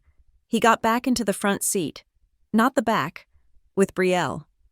The limousine began a slow 20-point turn in the narrow street. Brielle just stood there, on the pavement, in her massive dress. She watched the limousine drive away. She did not move. Then she put her hands to her face, and she crumpled. My father, useless as ever, just patted her back. The dam broke. Guests, dressed in cocktail attire and summer suits, had begun to arrive. They parked their cars and walked into the middle of a war zone. They saw the police. They saw the screaming vendors. They saw Marjorie, her face a mask of purple rage, now yelling at my father. They saw Brielle, weeping on the curb. And they did what people do. They pulled out their phones. Within minutes, the Whitaker-Lawson wedding was a live stream. It was a hashtag. Cape May meltdown. Bride abandoned. I saw Mrs. Henderson's son, the social media manager, filming with a professional look of detached interest. This was content. My mother's ultimate nightmare. Not just a failure, but a public, viral humiliation, witnessed by the very people she was trying to impress. The vendors closed in. We need the cancellation fee. Our staff has been here for 3 hours. Who is paying for the piano? Marjorie just shrieked, a high, keening sound of pure animal fury. She turned on the catering manager. She turned on the police officer. She blamed the truck drivers. She blamed the film crew. She blamed Harris. She blamed everyone but herself. Inside the perimeter, the Granite Lantern crew did not pause. They had a job to do. They were on a schedule. They had an insured, permitted location. The chaos outside the fence was not their problem. A massive light rig, aimed at the sky, suddenly flared to life. It was a pure, white, unforgiving beam. It illuminated the entire scene. My weeping sister, my furious mother, the confused guests, the angry vendors, and the impassive police. It was a movie set, and they were the unpaid extras. I looked down at my hands. They were clenched so tightly my knuckles were white. I had a flash of Brielle's face, the genuine, agonizing pain. The guilt was a sharp, physical jab. I took a deep breath. This is the surgery. I told myself, this is the only way. I stood up. I left a $20 bill on the table for the coffee. I walked out the back entrance of the cafe, down a different street. My phone buzzed. It was Avery. It is done, she texted. I replied with one word. Yes. The fortress was secure. The storm was making landfall. I did not need to stay and watch the wreckage. I had work to do. My phone began to detonate before I had even reached my car. It did not stop. For 48 hours, it was a sustained, high-frequency assault. I did not recognize most of the numbers. They were the vendors, the caterer, the rental company, the florist, the DJ, the demolition crew, who, I learned, had arrived at 10 a.m. to find a police presence and a film crew. Their messages were a chorus of rage, confusion, and financial demands. They had contracts signed by Marjorie. They had verbal agreements. They had email chains. They had non-refundable deposits. And they had cancellation fees that amounted to, by my rough estimate, over $70,000. They were all, to a man, looking for the person with the $1.5 million house to pay the bill. My family, naturally, was incommunicado. Marjorie's phone went straight to voicemail. Brielle's was off. Alan's was. As always, silent. They had gone to ground, leaving me to face the shrapnel of the bomb they had built. I let them all go to voicemail, every single one. I replied to only one group, the vendors who had my Vesper Ridge email. I created a group message. To all concerned parties, I wrote, I am not a signatory on any contract related to the Whitaker-Lawson wedding. I did not authorize any services. I did not request any rentals, demolition, or catering. Any and all invoices sent to me are fraudulent. I will not be paying 1 cent. For further inquiries, please contact my legal counsel, Avery Cole. I hit send. Then I blocked every number I did not recognize. I muted my family's text threads. I went dark. For 2 weeks, there was silence. I returned to my life. I went to the Vesper Ridge office. I finalized the acquisition. I sat in quiet, sterile conference rooms, and negotiated non-compete clauses. I went to the gym. I swam laps in the city pool. The smell of chlorine, a clean, chemical bleach for my thoughts. I slept. For the first time in months, I slept through the entire night.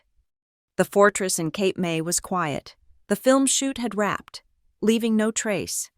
Granite Lantern Studios had already direct deposited the $20,000 location fee into my account.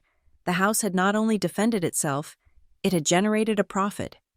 The Cape May meltdown hashtag had burned itself out, replaced by another, newer scandal. The incident was over. I had won. Then, 2 weeks and 3 days after the wedding that wasn't, an unknown number rang on my phone. I let it go to voicemail. A message appeared. It was my father. His voice was a reedy, thin whisper. I had to turn the volume all the way up. Noelle, it is Dad. Please call me. It is about your mother. She is not well. She is very, very unwell. I deleted the message. It was the old script. The manufacturing of a crisis. The guilt invoice. I was not paying. 3 days later, my phone buzzed again. A text from my aunt. Noelle, I am praying for Marjorie. I had no idea. If you need anything. What? I opened my social media accounts for the first time in weeks, and there it was. Marjorie's feed. It was a new post.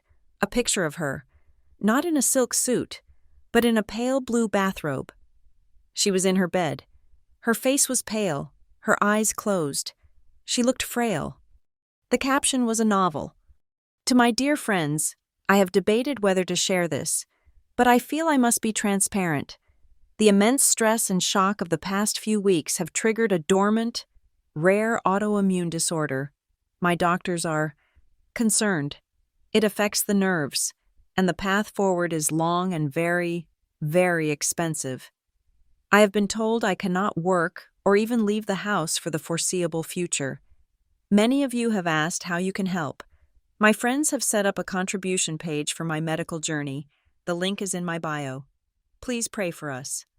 A contribution page, a GoFundMe. I clicked the link, the Marjorie Whitaker Medical Journey. The goal was set at $50,000. She had already raised $32,000. The comments were a flood of sympathetic poison. Marjorie, you are the strongest woman I know. You will beat this. Sending all our love. Just contributed. That horrible Derek. What he and your daughter put you through. Unspeakable. I read that again. What he and your daughter. The narrative had been reset. I was no longer the victim of a property theft. I was the co-conspirator. I was the source of the acute stress that had manufactured this illness. I felt the room tilt. This was not a retreat. This was a new war. She had pivoted from social fraud to medical fraud. I did not get angry. I did not call Avery. I opened Project Whitaker. I created a new top-level folder. Fraud. My first instinct was to burn her to the ground, to post the audio files, to send the Cape May Chronicle a screenshot of her demolition email, to contact GoFundMe and have the page shut down. Avery's voice echoed in my head. Let them escalate. To expose her now would be a he said, she said. It would be an ugly public fight. I would be the bitter daughter attacking her sick mother. I would lose the narrative. No, a counter-argument was not enough. I needed a complete, irrefutable prosecution. The scalpel, not the hammer. I began to build the new case. I went to my Evidence Phase 2 folder. I pulled the draft of the Cape May Chronicle interview, the one where she claimed a generational legacy. It was dated 1 week before her illness began. I went to my aunt's social media page. I scrolled back 2 weeks. There it was, a photo from the country club's fall gala. It was dated 4 days after the failed wedding. There was Marjorie, in a new sequined dress, smiling, glass of champagne in hand. I saved the photo. I saved the timestamp. I put it in the fraud folder, right next to the picture of her in the pale blue bathrobe. The acute, debilitating illness had apparently taken a 4-day break for a party. The case was building, but it was missing a piece: Derek. He had vanished. He had driven away, leaving his bride on the curb. He had not been heard from since. He had deleted all his social media. He was a ghost. I am a financial analyst. I do not find people, I find assets. I spent $500 on a deep-level public record search. I ran a search on Derek Lawson.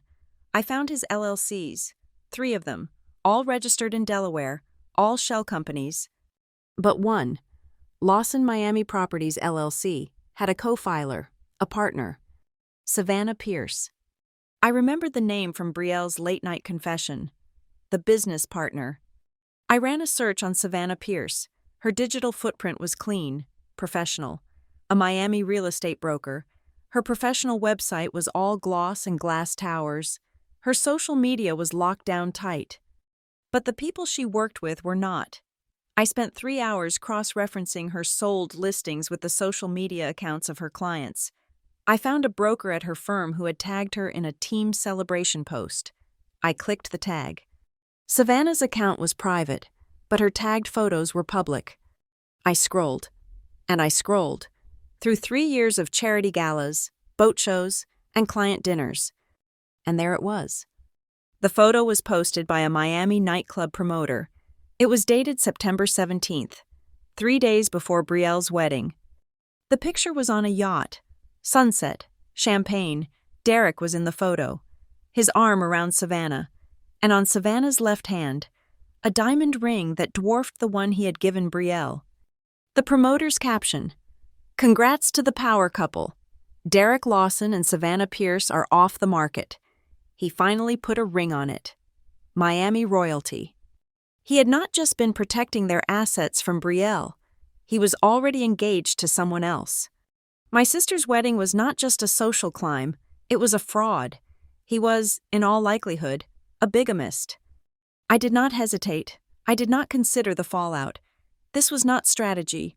This was mercy. I created a new email. I addressed it to Brielle's personal account. The subject line was, "Read this, N." I attached everything: the Delaware LLC registration, the partner agreement for Lawson Miami Properties, the screenshot of the yacht, the close-up on the ring, the timestamp. I hit send. My phone rang 4 minutes later. It was Brielle. I answered. "Hello, B." The sound that came through the phone was not a cry. It was a guttural, terrifying wail. It was the sound of a person's entire reality being ripped apart. The fog did not just clear, it was vaporized. We cried, she in heaving, gasping sobs, me in cold, silent tears of rage I did not know I possessed. "I am coming over," I said. When I got to her apartment, the one Derek was paying for, it was a war zone. Clothes were everywhere, smashed picture frames. The $9,000 wedding dress was in a heap on the floor, covered in what looked like red wine. "He called me," she whispered. She was sitting on the floor, surrounded by the wreckage. Her eyes were black. "When?" "An hour ago, after your email. He called from a blocked number. He said if I ever contact him or Savannah again, he will sue me for harassment. He said the prenup I signed is still valid as a non-disclosure agreement. He said he has already canceled the lease on this apartment. I have to be out by the 1st. She was being erased. "You are not," I said. "You are coming with me." That night, she moved into my city apartment, and she started to talk. She knew Noelle, she said, late that night. Mom, she had to have known. What do you mean? This whole week, after the wedding, I have been at their house, in my old room, hiding, crying, and Mom, she just kept saying, "He will be back, darling. He just got cold feet. We will give it a week, and then we will call his mother." She was not even angry at him. She was just annoyed about the optics. Brielle had been going through her old room, cleaning, throwing things out, and in the back of her closet, under a pile of old yearbooks, she found a set of boxes. "Mom's old notebooks," she said, "from when we were kids, not diaries, planners." She had brought them with her. She pushed one across the coffee table. I opened it. It was my mother's perfect, looping script. It was a ledger, but not of money, of behavior. Noelle, age 12. Refused to wear the blue dress to the recital. Spoke back. Punishment. Remind her of the cost of the piano lessons. Withhold praise. Brielle, age 9. Cried when she did not get the lead in the play. Punishment.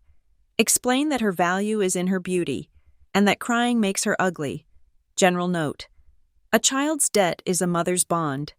They must be made to feel the weight of what has been given to them. Guilt is the ballast that keeps them from drifting away.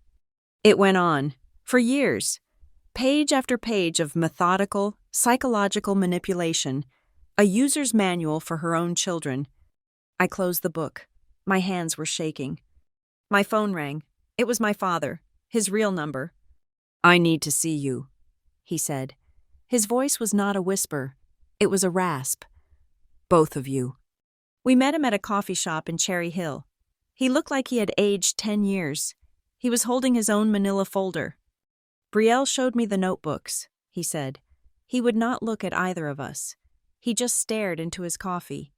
I did not know. I did not know it was like that." "You knew," I said, my voice flat. "You were the accountant, Dad. You just did not want to see the liability." He flinched. Maybe so.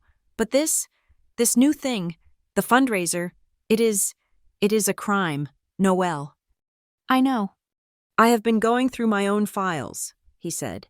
He opened the folder. He pushed a stack of receipts across the table. They were credit card statements. Marjorie's. "This is the GoFundMe money," he said, his fingers shaking as he pointed to the deposit. $32,000. "And here are the expenditures, from the same account, the day after the fundraiser started."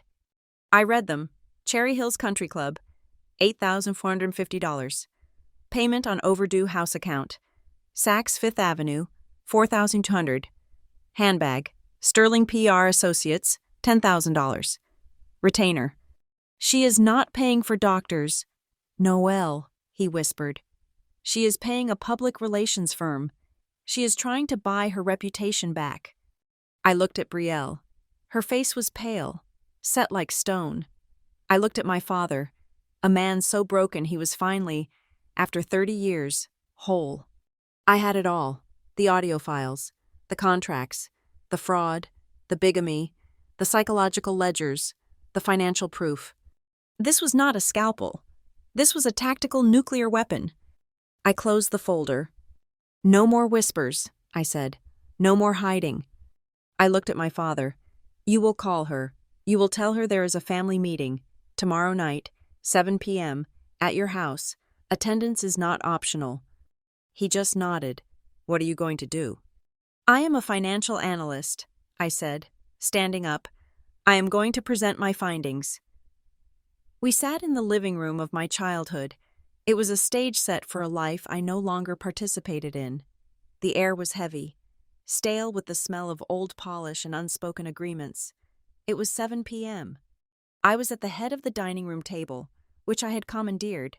My laptop was open, connected to the large television on the wall. Brielle sat to my right, pale but rigid. She had the stack of Marjorie's notebooks in front of her. My father sat at the other end of the table, his manila folder of bank statements aligned perfectly with the edge of the wood. We were 3 members of a board. waiting for the CEO we were about to fire. Derek, as expected, was absent. He was a ghost, a bad debt already written off the books. At 7:05, we heard her key in the lock. Marjorie entered, not as a patient, but as a queen. She was wearing expensive-looking cream-colored loungewear. She was still performing convalescence. "Alan, what on earth is this? You sounded so grim," she began, a note of weary grievance in her voice. She saw me. Her eyes narrowed. "Noelle? And Brielle? A little family ambush?" "Sit down, Mother," I said. My voice was flat. It was not a request. She looked at my father, expecting him to protest. He just stared at the table. She looked at Brielle, who met her gaze with a coldness Marjorie had never seen before. Surprised by the unified front, she sat. She chose the armchair, trying to separate herself from the tribunal at the table. "This is ridiculous," she sniffed. "I am not well. You all know what I have been through." "We know what you have claimed," I said. I clicked the remote. The television screen lit up. "I am a financial analyst," I said, my voice echoing slightly in the quiet room. "My job is to find discrepancies in the data, and your story, Mother, is full of them. I am here to present my findings." The first slide appeared. It was a split screen. On the left, the photo of her in the pale blue bathrobe, eyes closed, face pale. The GoFundMe post. Date, October 2nd. Caption, "Struggling with a debilitating autoimmune disorder." On the right, the photo from the country club fall gala. Her, in the sequined dress, raising a glass of champagne. Date, October 6th. "This is the first discrepancy," I said. "A debilitating illness that allowed for a 4-hour gala. Your social media presence, Mother, is your worst witness." "How dare you," she hissed. "I had a good day. I am allowed one good day. My friends forced me to go." I clicked to the next slide, a spreadsheet. "Let us talk about the fundraiser," I said.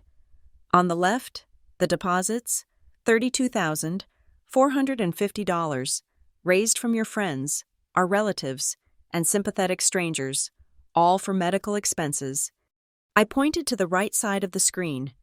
And on the right, the expenditures, from the same account, October 3rd, $10,000 to Sterling PR Associates, October 4th, $4,200 to Saks Fifth Avenue, October 4th, $8,450 to the Cherry Hills Country Club. I looked up from the laptop. "You did not pay for doctors. You paid for a handbag. You paid your overdue club dues.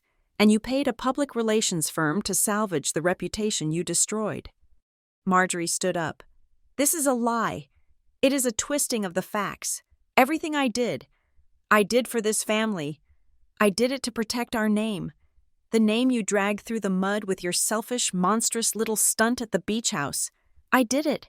I did it out of love." "Love?" I repeated. The word sounded absurd. "That is your defense. Let us talk about that." I clicked to the next slide. It was a screenshot of the GoFundMe terms of service. I had highlighted one section. Section 4. User conduct. You are not permitted to, quote, "create a fundraiser with the implicit or explicit purpose of misrepresenting a person, product, or situation. You are not allowed to use funds for any purpose other than the stated purpose of the fundraiser. What you call love, Mother, the federal government calls wire fraud." Her face went white. The word fraud hung in the air, sucking the oxygen out of the room. You would not," she whispered. "I would not have to," my father said. It was the first time he had spoken. His voice was gravelly, but it did not shake. Marjorie turned to him, her eyes wide with betrayal. "Alan?" He stood up, his hands resting on his own pile of papers, the bank statements. "I am the one who saw the statements. Marjorie, I am the one who saw the transfer to the PR firm. I have been your accountant for 30 years. I have balanced your books. I have moved money to cover your ambitions. But this," he shook his head, "this is a crime. You used our friends. You used our family. You used our name to commit theft. Alan, I am your wife. And I am your victim, he said. You have two options. One, you shut down the fundraiser tonight. You issue a full public refund of every single cent to every single donor. And you check yourself into a 12-week therapeutic program. I have the brochure here. He slid it across the table. Two, you do nothing, and I will take this folder, and I will walk into the Cherry Hills police station. I will sign the complaint myself, and I will testify. Marjorie stared at him, speechless. The man who had spent 3 decades vanishing into the wallpaper was now holding the match. She looked at Brielle, her last hope. Brielle, baby, tell them how stressed I have been. Tell them it was all for you.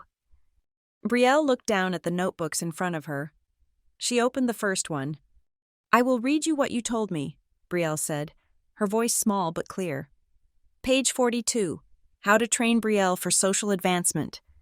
Marjorie's face went from pale to ashen. Brielle, no, that is private. Quote, Brielle continued, her voice gaining strength. Brielle's value is her beauty and her compliance. She must be trained to associate social success with maternal approval. A good marriage is not about love. It is about merging assets. Her feelings are a liability. Brielle looked up, her eyes bright with tears, but not of sadness, of rage. You were not planning a wedding for me, Brielle said. You were executing a merger.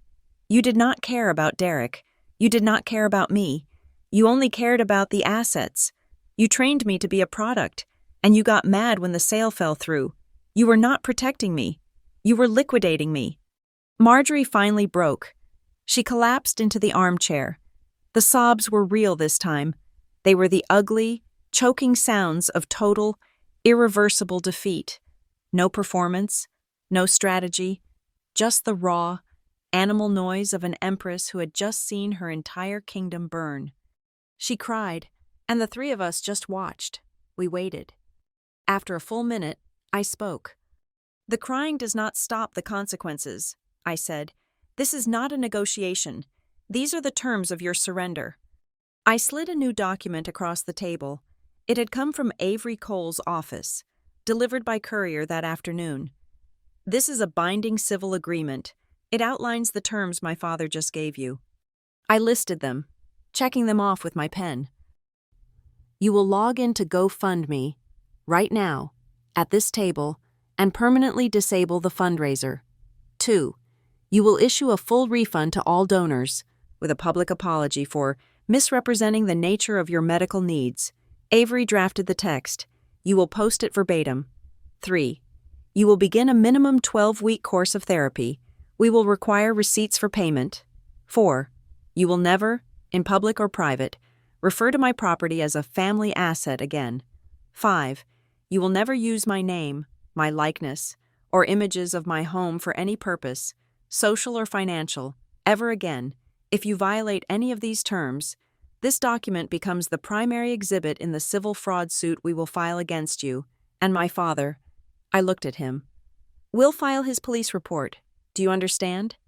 She just nodded, her face buried in her hands. Sign it, I said. I pushed the pen toward her. She signed, her signature a jagged, broken line. My father signed as the witness. It was done. I closed my laptop. The television screen went black. The hearing was over. Brielle, who had been silent, opened her own laptop. She turned it so Marjorie could see. It was an email, addressed to the entire 200-person wedding guest list. Subject: Wedding cancellation and personal apology. Dear friends and family, she read aloud. I am writing to officially inform you that my wedding to Derek Lawson is canceled. This is not a postponement. This is a permanent dissolution. I have learned that Mr. Lawson was, and is, engaged to his business partner in Miami, Ms. Savannah Pierce. She attached the photo of Derek and Savannah on the yacht. I apologize deeply for the chaos and confusion surrounding the event. I was misled by more than one person. I am taking this time to heal and to rediscover my own path. I will be in touch when I'm ready. Sincerely, Brielle Whitaker. She hit send. Marjorie made a small, wounded sound, but did not speak. I stood up. My part was over. I sent 2 final emails from my phone. The first was to the HOA board. Dear board, thank you for your support. Please be advised the family matter regarding my property is resolved. There will be no further disturbances. Best, Noelle Whitaker. The second was to Granite Lantern Studios. Dear Barry, the location is now quiet and secure. Thank you again for your professionalism. It was a pleasure doing business with you. Noelle Whitaker. I put my phone in my pocket. I looked at my father, who was just staring at his wife. I looked at Brielle, who was closing her laptop with a look of terrifying, newfound peace. The war was over. The books were balanced. I picked up my bag and walked out of the house I grew up in, and I did not look back. The annual Cherry Hills Country Club Gala was, for my mother, the apex of the social calendar. It was her Super Bowl. It was the night she lived for, the room she worked all year to command. 1 month after the family hearing, the gala invitations went out, and for the first time, 3 members of the Whitaker family RSVP'd without consulting the 4th. I wore a dark navy blue silk dress. Brielle, beside me, was in a simple, elegant black. She looked lighter than I had ever seen her, as if a physical weight had been lifted from her bones. My father, in his best suit, walked between us. We were not a family. We were a delegation. We entered the ballroom. The music stopped, not literally, but the chatter did. The heads turned, the whispers, which had been circulating for a month, coalesced into a sharp, unified wave of silence. Marjorie was already there. She was not at a prominent table. She was at a small two-top, near the back, by the kitchens. She was wearing a subdued gray dress. She was alone. Her PR firm had, apparently, advised a look of quiet contrition. The club president, a woman named Mrs. DuPont, who had been at the Rittenhouse Grill dinner, approached the podium. "Welcome, friends," she said, her voice amplified by the microphone. "We are here tonight to support the Children's Literacy Fund, and this year, we have a small piece of club business to attend to before the auction. Mrs. Marjorie Whitaker has a statement she would like to make." A spotlight, harsh and white, swung to the back of the room and found my mother. She walked to the stage, not with her usual glide, but with a slow, heavy step. She was holding a single index card. She looked small. My dear friends," she began, her voice trembling. It was the same tremor from the Rittenhouse Grill, but this time, it was real. I am here tonight to make an apology, a profound one." She detailed it all, reading from the script Avery Cole had drafted and we had approved. "I must announce that the Marjorie Whitaker Medical Journey fundraiser has been officially closed," she said, her voice cracking. "It has come to my attention that I misrepresented the nature of my medical needs. A full refund has been issued to every single donor. You should have received your alerts already." A low, shocked murmur rippled through the room. "The stress of recent family events," she continued, "led me to make a series of profound and unforgivable errors in judgment.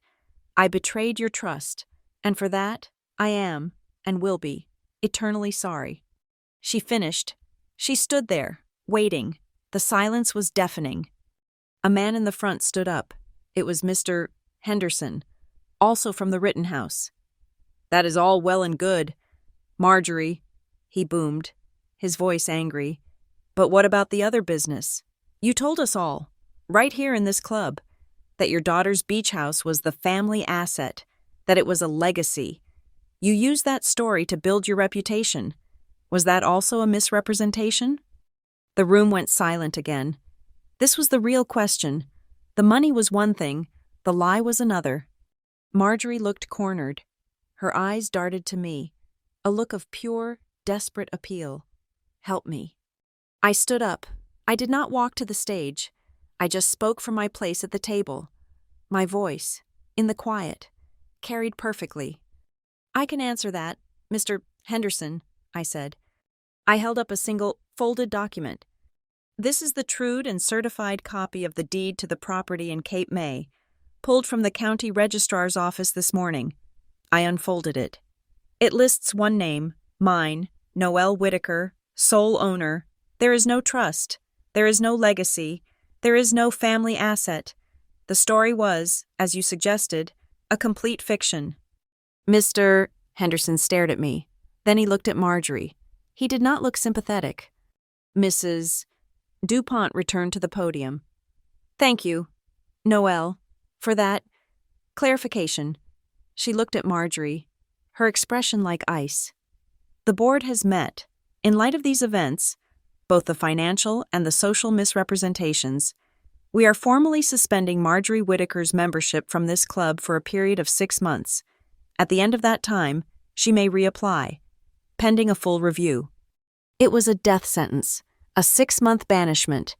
It was the final, public execution of her social identity. Marjorie just nodded, turned, and walked off the stage.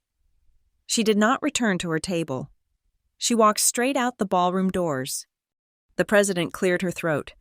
Now, she said, forcing a smile, let us begin the auction. I turned to my father. It is done. No, he said, a strange look on his face. Not quite. There is one last thing. He reached into his jacket pocket and pulled out a small, thin file. Not the manila folder from the hearing. This was different. I held this back, he said, his voice low. I did not know if it was the right time, but now it is. He handed it to me. I opened it. It was, as I expected, his neat, archived collection of receipts. But these were different. These were photocopies, a paper trail he had been secretly building, not just of her spending, but of her intent. There was a copy of a rental agreement for the baby grand piano, dated 3 days before the Rittenhouse Grill dinner. There was a copy of the demolition team's consultation notes, and then, at the very bottom, there was one sheet of paper that made my blood run cold. It was a draft, a special event application for the city of Cape May. It was blank, but it had notes scribbled in the margin, in my mother's handwriting, and at the bottom, on the owner's signature line, she had been practicing. Noelle Whitaker, Noelle Whitaker, N. Whitaker. She had not just planned to steal the house. She had planned to forge my signature to get the permits to do it. I looked at my father. She was going to commit forgery. I found it in her desk. The week before the wedding, he whispered. That is when I knew. That is when I knew it was not just arrogance, that it was criminal. I knew you were smart. Noelle, I knew you had a plan. I held this as my own insurance, in case your plan failed. I slid the paper back into the file, the final piece of evidence, the one I did not even know existed. Noelle, Mrs. DuPont was at our table. That was intense, but I have to say, that was an incredible clarification. I smiled. Thank you, but I am not done. I stood up. Mrs. DuPont, I would like to make a contribution to the Children's Literacy Fund. That is wonderful. Noelle, how much? $20,000, I said. The room gasped. But, I continued, I would also like to announce the formation of a new fund. As you all know, my sister Brielle and I have recently extricated ourselves from a difficult situation. In honor of that, we are establishing the Whitaker Coastal Fund. It is a non-profit foundation, seeded with the profits from a recent commercial contract on my Cape May property. I looked at Brielle. She stood up next to me. The fund, Brielle said, her voice clear and strong, will provide grants and pro bono legal support for women in our community seeking to leave financially or emotionally controlling relationships. We are turning our family asset into a community asset. It was a masterstroke. We had not just won, we had retaken the narrative. We were not the victims. We were the founders. The story was no longer about revenge. It was about reconstruction. The ballroom erupted in applause. Genuine, sustained applause. My father stood and clapped with them, tears streaming down his face. Later that night, we stood outside. My father was seeing a therapist. He and my mother were in a trial separation. I am proud of you, Noelle, he said. Both of you. I nodded. It was, perhaps, the first honest sentence he had ever spoken to me. Brielle was not coming home with him. She had enrolled in community college, in a pastry arts program. She had a new, small, one-bedroom apartment. I will see you Sunday for dinner, she asked me. I will be there, I said. My treat. I drove back to Cape May, back to the fortress. It was midnight. The house was dark and silent. I turned on one small lamp. The air smelled of salt and clean. Empty space. I went to my office. I opened the floor safe. I took out the Project Whitaker file. I added my father's final folder to it, the forgery attempt. I took the entire thick stack of evidence, the audio files, the contracts, the screenshots, the bank statements, the notebooks, the deed, and I sealed it in a large archival box. I labeled it Whitaker v. Whitaker, closed. I placed it in the back of the safe. It was not a weapon anymore. It was just a historical record. The war was over. The victory was documented. On my desk, a single white envelope had been left by the film crew, Granite Lantern Studios. I opened it. It was not an invoice. It was a letter. Dear Ms. Whitaker, the Audi shoot was a spectacular success. The client is ecstatic. They have asked, in fact, if you would be open to a long-term contract. They would like to purchase exclusive photography rights to the property for their next 5 campaigns. The enclosed is a preliminary offer. I looked at the number. It was significant. I smiled. My mother had tried to turn my house into a family asset. Instead, I had turned her drama into a legitimate, 6-figure revenue stream. I put the letter down. I walked out onto the main terrace. The temporary fence was long gone. The moon was full, illuminating a perfect, silver line on the water. The waves were a steady, predictable rhythm. I stood there. On the porch they had tried to steal. In the house I had defended. I had not screamed. I had not cried. I had not argued. I had documented. I had filed. I had signed. I had not taken revenge. I had just enforced the terms. I had established the boundaries. I had closed the account. And now, finally, I was free to live my own life, in my own house, by my own rules. Thank you so much for listening to my story. I am curious. Where in the world are you listening from? Let me know in the comments. I would love to connect with you and hear your thoughts. Please subscribe to Lila Revenge Stories. Like this video, and if you want to support us, hit that hype button so this story can be heard by even more people.